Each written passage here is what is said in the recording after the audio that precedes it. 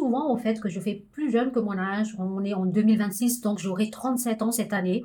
Mais avec du recul, je pense qu'il y a certaines habitudes que j'ai implémentées dans ma vie plutôt qui ont sûrement contribué à ça. Et c'est vraiment ça que j'ai envie de vous partager aujourd'hui. Ok, on va commencer par une habitude au fait que j'ai actuellement, mais que je regrette vraiment de ne pas avoir mis en place plus tôt, c'est porter un écran solaire tous les jours. J'ai surtout commencé à porter un écran solaire aux alentours de mes 31 ans, mais je regrette jusqu'à maintenant de ne pas avoir porté des écrans plus tôt. Ensuite, il y a l'habitude où, au fait, depuis pratiquement 10 ans, je me suis forcée à faire du sport presque tous les jours.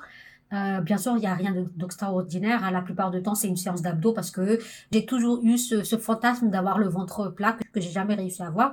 Le fait d'avoir, par le sport, entretenu cette ligne, au fait, qui est, on va dire, un petit peu mon corps de jeune fille, a aussi contribué à cette illusion de jeunesse. Troisièmement, il y a aussi le fait que je fais beaucoup attention à ce que je mange, pas parce que j'ai peur de grossir, mais tout simplement parce que je suis hypochondriaque.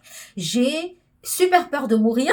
Comme je suis super parano, en fait, je suis constamment en train d'essayer de manger mieux. Mais je dois aussi vous avouer que cet aspect-là est une tragédie du temps moderne pour moi, dans le sens où, comme je suis née dans une famille pauvre, en fait, j'ai passé mon enfance à ne pas manger à ma faim. Et je me suis toujours dit, quand je serai grande et que je pourrai gagner de l'argent, je vais manger tout ce que je peux pas manger maintenant. Je vais manger les yaourts, je vais manger les gâteaux, je vais manger les pizzas, parce que c'est ce genre de nourriture dont tu n'as pas accès. Des nourritures un peu modernes qui viennent de l'Europe, que seuls les enfants des riches mangent. Et je me suis rendu compte, en fait, que maintenant, je peux me permettre d'acheter ce genre de nourriture. Je dois me restreindre parce que c'est le genre de nourriture qui n'est pas sain. Maintenant, je dois avoir le même régime alimentaire que quand on était pauvre parce que c'est ça qui est sain. Et je trouve ça, mais absolument tragique, les gens. Tragique. Ensuite, il y a aussi le fait que j'ai décidé, durant mon adolescence, que je ne vais pas toucher à tout ce qui est addictif.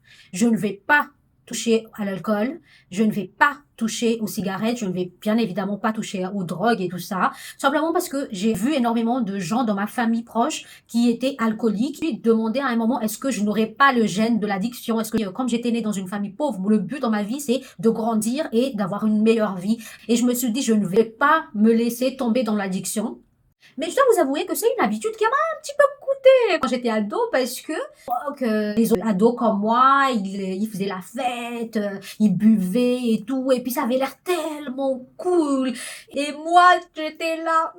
Je devrais aussi ajouter le fait que je me suis jamais mariée, j'ai jamais eu d'enfant. Et voilà.